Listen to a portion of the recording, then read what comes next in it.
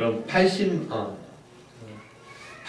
대 40만 2대1 모든 것을 걸어야 되면서 극도로 굉장히 불리한 상황들, 이것이 오늘 남유다왕 아비야가 처한 상황입니다.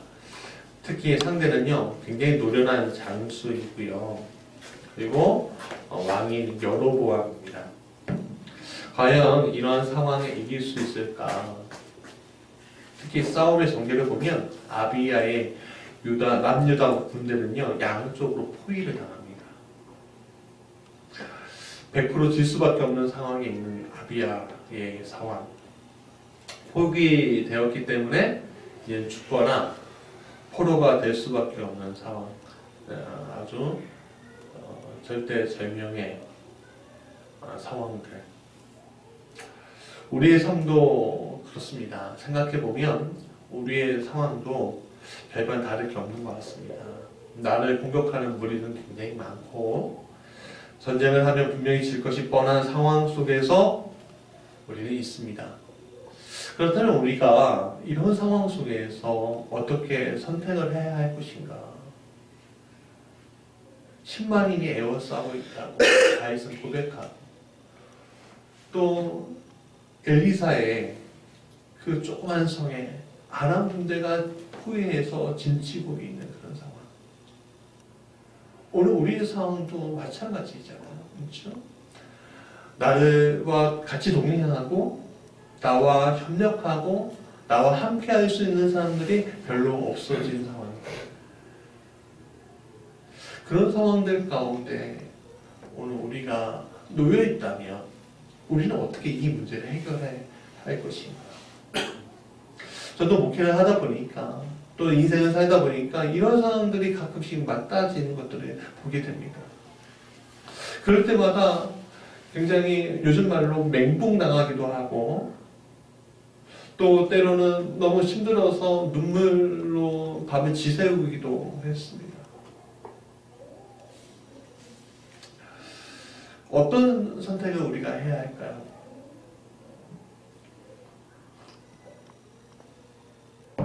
분명히 합리적인 방법은 있을 겁니다.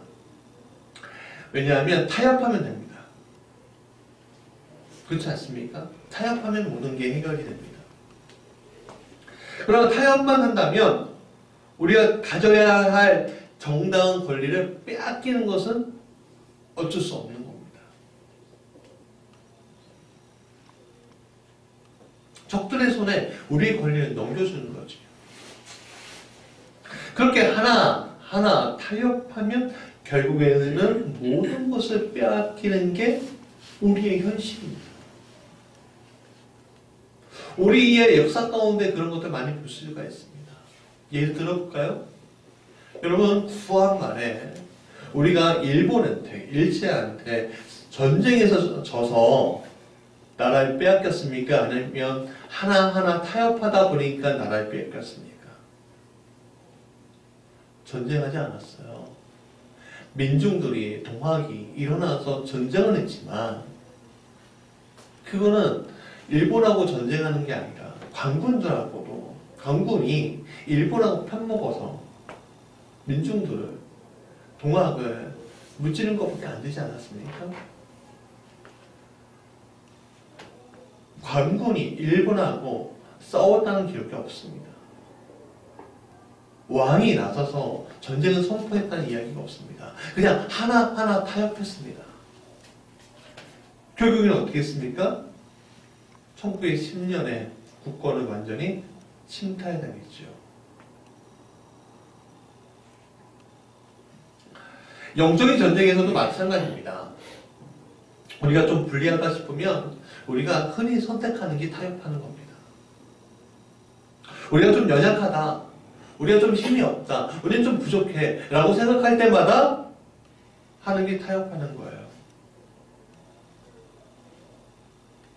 타협하고 또 타협하다 보면 우리의 심령은요, 하나님께 속한 것이 아니라 어느새 누구에게는 공중권세 잡은 자에게 속해져 있는 내 모습을 보게 됩니다. 그걸 깨달으면 좀 다행인데 깨닫지 못하고 가는 경우들이 얼마나 많이 있습니까? 그렇다면 오늘 이렇게 극도로 불리한 상황이고 우리가 이길 수 없다는 생각이 들었을 때 타협하지 말고 싸워야만 할 때 오늘 우리가 해야 할 것은 무엇인가? 꼭 싸워야 할 때 우리가 해야 할 것은 무엇인가? 오늘 저는 아비야 왕이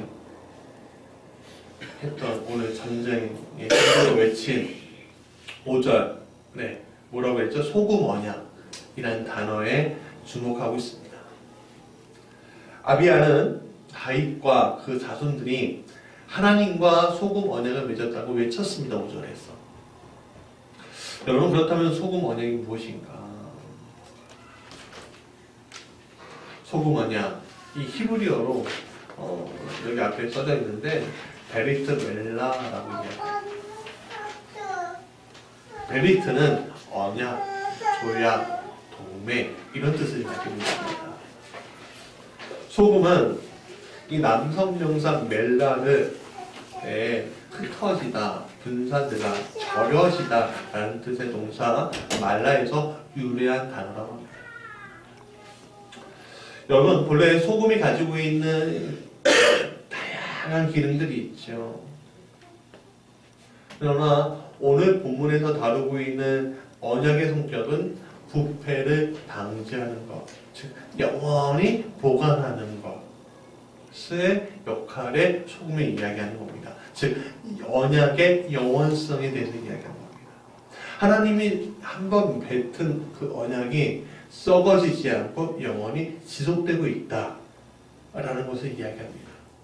그래서 오늘 이 이야기는 소금 언약은 뭐냐면 하나님과 우리의 조상 다윗이 영원히 썩어지지 아니할 언약을 우리가 맺고 있는데 그것을 이야기합니다. 본문에서 아비야가 언약한 소금 언약의 영원성은 다음과 같이 두 가지 의미를 갖고 있는데 이것이 우리와 굉장히 많이 관련된 이야기입니다. 오늘 성경께서 여러분들에게 직접 말씀해 주시는 놀라운 축복의 시간이 되길 간절히 원합니다. 첫 번째 같이 읽어보겠습니다. 시작. 우리에게는 확실한 명분이 있습니다. 아비야가 말한 소금 언약의 본뜻은요, 하나님께서 다윗과 맺은 영원한 언약이라고 아까 전에 말씀드렸습니다. 그게 바로 사무엘하 7장 8절부터 16절인데 8절과 9절, 16절만 우리 같이 좀 글씨가 작지만 읽어보겠습니다.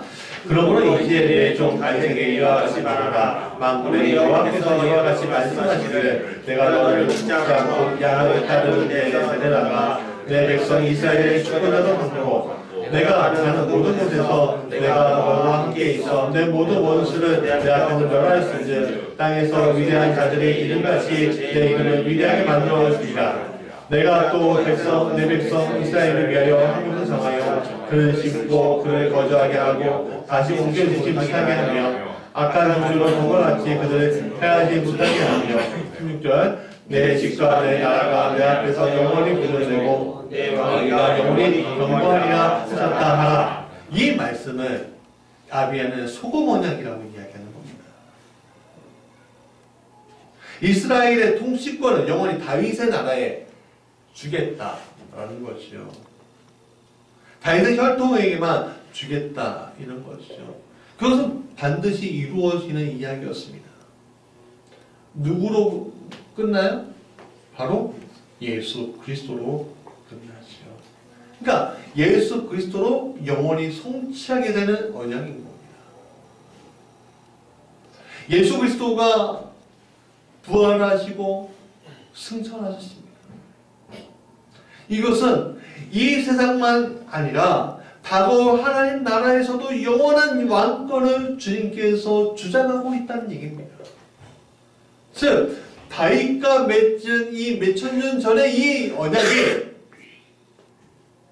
땅에 떨어지는 것이 아니라 소멸되는 것이 아니라 어떻게요? 영원히 시간이 끝날 때까지 지속이 되는 것이다. 그렇게 말씀하고 있는 것이에요. 이것은 오늘 그리스도를 믿는 우리에게도 동일한 효과를 가지고 있습니다. 그것은 예수 그리스도의 십자가의 보혈이 소금과 동일하게 역사하기 때문에 그렇습니다. 예수 그리스도의 십자가는요, 우리를 구원에 이르게 하시는 영원한 축복된 약속인 줄 우리가 믿고 있습니다. 오늘 그리스도를 믿는 우리에게 십자가는요, 소금과 같이 영원 불변함을 우리가 고백해야 합니다. 구원은 땅에 떨어지는 것이 아니라 십자가의 보혈을 믿는 우리에게 우리가 죽더라도 구원받음을, 또한 부활이 있음을, 또 우리에게 새 옷이 입혀짐을, 새 하늘과 새 땅과 새 예루살렘에서 거하게 함을 증거하는 증표라 이겁니다. 아비야는 자신의 고조부인 다윗이 맺은 언약을 이 소금 언약에 비유했습니다. 자신이 온 이스라엘을 통치할 정당한 권리가 있음을 말한 것입니다. 그 권리를 내가 행사해야 함에도 너희가 오히려 반역하고 있다고 당당하게 말하고 있습니다. 그것이 그의 명분인 겁니다. 명분. 오늘 우리가 맺은 십자가의 구원의 약속도 마찬가지입니다. 십자가의 보혈이 오늘 우리를 적셨고 그러므로 말미암아 우리는 하나님의 자녀가 되는 위치로 이미 바뀜을 받았죠. 즉 베드로전서 2장 9절 같이 읽어볼까요? 시작. 그러나 너희는 택하신 족속이요 왕같은 제사장이요 거룩한 나라요 그의 소유가 된 백성이니 이는 너희를 어두운 데서 불러내어 그의 기이한 빛에 들어가게 하신 이의 아름다운 덕을 선포하게 하려 하심이라. 오늘 우리가 영적인 전쟁터에서 싸우는 확실한 근거 바로 이것입니다. 우리는 십자가의 보혈로 인해서 택하신 족속이 되고 왕같은 제사장이 되며 거룩한 나라가 되고 주님의 소유된 백성이 되는 것입니다. 오늘 이것이 이 어지러운 세상 속에서 정말 영적인 이 전쟁터에서 놓여있는 우리의 확실한 명분이 되는 것입니다. 너희들이 아무리 나를 공격하더라도 나는 너희들을 다스릴 왕으로서, 왕같은 제사장으로서 너희들을 다스리고 하나님께 경배할 권리가 있다 선포할 명분이 우리에게 있는 겁니다. 여러분, 명분이 되게 중요합니다. 명분이 확실하지 않으면요, 아무리 강한 군대도요, 거기에서 지는 겁니다. 여러분, 미국을 한번 생각해 보십시다. 1970년대 미국은요, 베트남 전쟁에서 졌습니다. 왜 졌는지 아십니까? 명분이 너무 약했어요. 그러다 보니까 베트남전에 끌려온 많은 청년들이 그 약한 명분에 자기의 정신줄을 놓고 만약을 통해서 그 전쟁을 하루하루 이겨내다가 결국에는 그 전쟁에 진 겁니다. 어제 뉴스에 IS를 완전히 섬멸했다고 트럼프 대통령이 얘기했습니다. 왜 이길 수 있었겠습니까? 미국에게는 이 테러리즘에 대한 확실한 명분이 있었습니다. 이 IS를 정말 미국인들을 수없이 죽게 만든 IS, 탈레반 이런 이들을 무찔러야 한다는 소명이 분명히 있었습니다. 그러니까 이 IS가 완전히 사라진 겁니다. 그 전쟁에서 이긴 겁니다. 그러니까 명분의 차이가 우리가 전쟁에서 이길 수 있게끔 하고 질 수도 있게끔 만드는 근거가 되는 겁니다. 명분이 확실하면 사기가 올라갑니다. 명분이 확실해야 내가 싸울 가치가 있구나 라고 생각합니다. 내가 죽을 가치가 있구나 라고 생각하고 어떻게 해요? 전쟁에 임하는 것입니다. 명분 없이 끌려오면 싸움에서 조금이라도 불리하면 도망가는 겁니다. 그러나 확실한 명분을 가지고 있으면 죽더라도 그 자리를 지키는 것이죠. 오늘 우리의 전쟁터는 공중권세 잡은 자가 그리고 치열하게 전투를 하고 있습니다. 오늘. 근데 그곳에서 오늘 우리는 확실한 명분을 가지고 있으면 우리가 깨달아야 한다는 겁니다. 뭐예요? 나는 하나님의 백성이야. 뭐열로? 십자가의 보혈로 난 하나님의 백성이 되었고 자녀가 되었고 난 구원의 길로 이끌림을 당하고 있는 거야. 너희들이 나를 공격할 명분이 없어. 왜? 나는 하나님의 자녀니까. 난 너희들을 다스릴 정당한 권리가 있어. 그렇게 선포하는 거죠. 두 번째, 다시 7가지 시작. 하나님이 우리와 함께 하심을 믿으라. 임마누엘. 원래 소금 언약의 당사자인은요, 다윗이 아니라 아론의 후손들, 제사장들을 이야기하는 겁니다. 이 제사장들과 아론의 후손 제사장들과 내가 함께하고 있어 라고 얘기하는 것입니다. 원천적으로 이 소금 언약은요, 대제사장 아론과 그의 후손들에게 영원한 음식으로 약속된 소재물에 관련해 주어진 것이요. 민수기 18장 19절 말씀에 이스라엘 자손이 여호와께 거제로 드리는 모든 성물은 내가 영광 복의 음식으로 너와 내 자녀에게 주노니 이는 여호와 앞에 너와 내 후손에게 영원한 소금 언약이다 라는 말에서 근거를 하고 있습니다. 이와 같이 소금 언약의 당사자인 아론의 후손 제사장들이 형제 레인들의 도움을 받아 규정된 율법에 따라 제사와 분향을 지속적으로 올리는 사역을 수행하는 유일한 장소가 성막이었습니다. 근데 이 성막에서 다윗을 통해서 어디로 옮겨졌죠? 성전으로 옮겨졌어요. 그 성전은 어디 있죠? 예루살렘에 있고, 이 예루살렘은 지금 누가 다스리고 있죠? 아비야 왕이 다스리고 있어요. 아비야 왕은 누구의 후손이죠? 다윗의 후손이에요. 즉, 이 아비야가 머물고 있는 예루살렘 도성에서 이러한 제사, 하나님께 드리는 영원한 소금 언약들의 제사가 계속적으로 반복적으로 드려지고 있으면 우리가 좀 상상해 볼 수가 있습니다. 이것은 뭐냐면 오늘 우리가 내가 지금 하나님께 예배드리는 자리에 있다. 내가 다스리는 이곳이 하나님께 예배드리고 하나님을 위하고 하나님 모시는 그 자리에 내가 있다. 그러니까 내가 너희들을 다스릴 수 있는 확실한 명분이 있는 거다라고 그걸 알고 있는 겁니다. 오늘 이것은요, 우리에게 성례를 통해서 진행되고 있습니다. 똑같이 진행되고 있는 거예요. 성찬을 통해서 우리는 그리스도의 피와 살을 먹지요. 예배를 통해서 우리는 매주 하나님과 만남을 가지게 됩니다. 기도를 통해서 우리는 매일 주님의 음성을 듣습니다. 주님의 성전은 예루살렘이 아닌 오늘 우리에게 어디에요? 우리의 몸이 되었죠. 오늘 우리는 주님의 성전으로서 주님을 모시고 있는 그릇이 된 것입니다.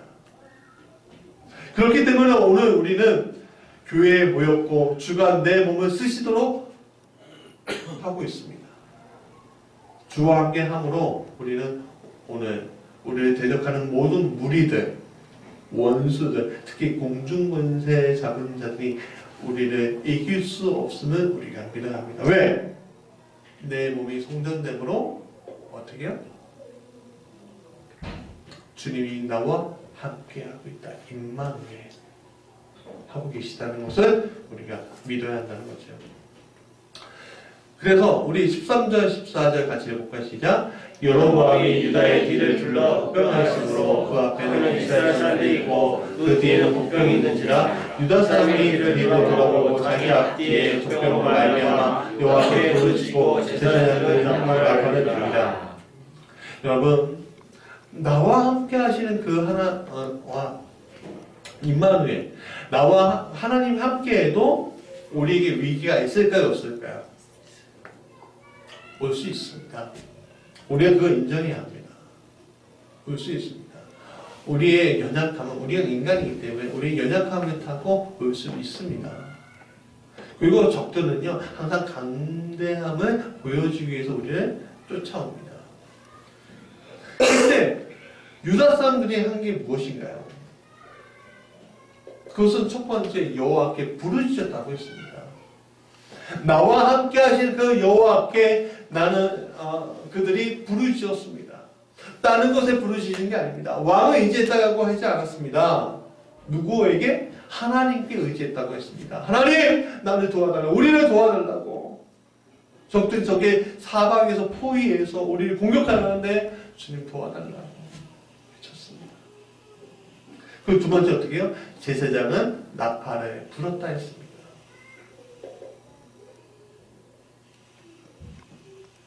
오늘 우리를 살펴보니 참 안타까운 일이 위기의 순간에 참 안타까운 일들이 많이 벌어지는데 하나님을 꼭 불러야 하는데, 그렇죠? 하나님을 꼭 불러야 하는 그 순간을 놓치는 일들이 우리에게 얼마나 많이 있습니까?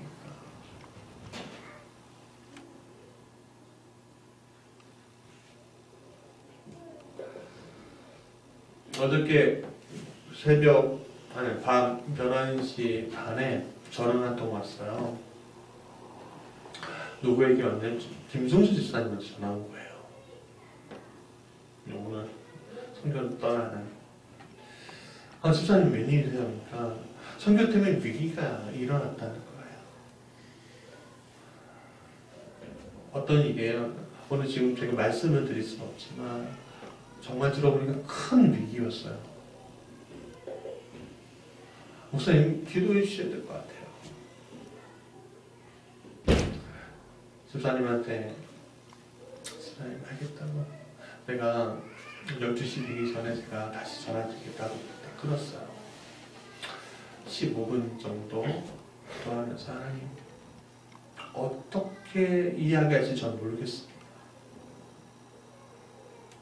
이 선교팀이 하나님께서 사랑하시는 이들이 모인 선교팀인데 이 큰 문제가 일어나서 정말 어려움을 겪고 있는데 당장 내일인데 하나님, 공중권세 잡는 자가 이겨야 되겠습니까? 아니면 하나님의 자녀가 이겨야 되겠습니까?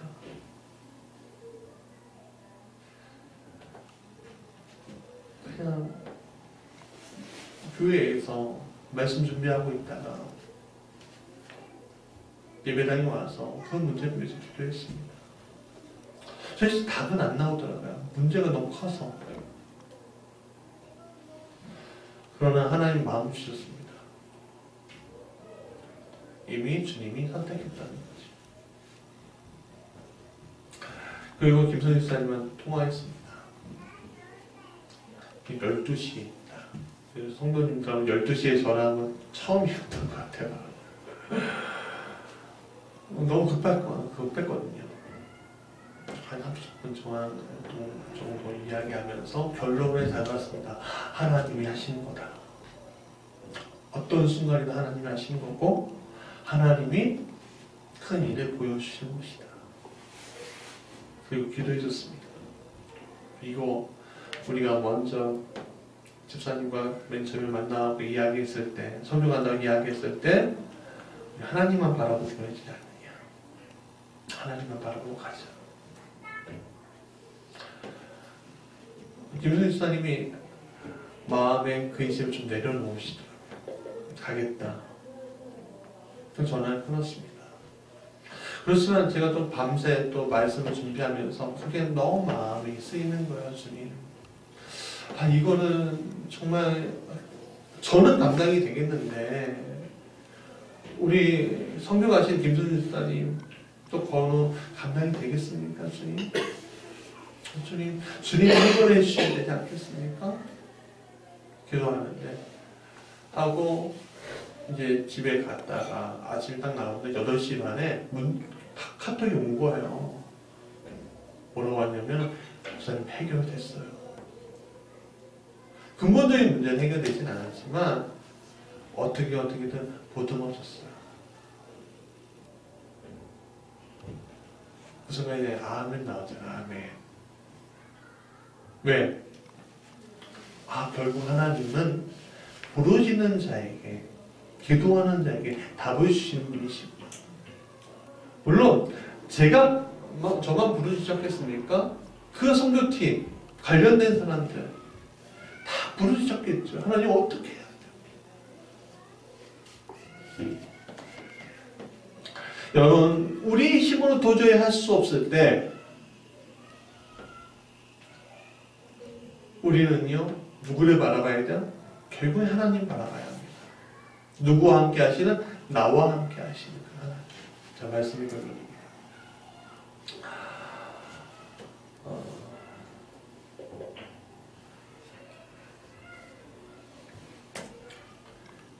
같이 읽어볼까요? 시작. 유다 사람이 소리를 지르매 유다 사람이 소리를 지를 때 여호와가 온 이스라엘 아비야와 앞에 하시니 이스라엘 자손이 유다 앞에서 도망하는지라 하나님이 그들의 손에 넘기셨으므로 아비야와 그의 백성이 크게 부지런히 이스라엘의 택한 목사들이 죽임을 당하고 엎드러진 자들이 50만 명이었더라. 그때 이스라엘 자손이 승하고 유다 자손이 이겼으니 이는 그들이 그들의 세상에 하나님 여호와를 의지하였습니다. 여러분, 오늘 우리를 승리하게 하신 것은 결국 누구죠? 하나님밖에 없음을 고백합시다. 이런 고백은 결국 우리가 오늘 겪고 있는 수많은 위기 속에서 우리가 헤쳐나올 수 있다는 확실한 증거인 줄 우리가 믿어야 합니다. 이것은 결국 예수님과 내 자신과 맺은 소금언약, 즉 영원히 썩지 않은 십자가의 언약이 얼마나 우리를 굳건히 우리를 붙잡고 있느냐에 따라서 달라지는 겁니다. 작은 고난 내가 이길 수 있습니다. 그러나 파도처럼 몰려오는 고난 우리가 이길 수 있을까요? 생각해보면 쉽지 않습니다. 그래서 이런 말이 있잖아요. 이 또한 지나가리라.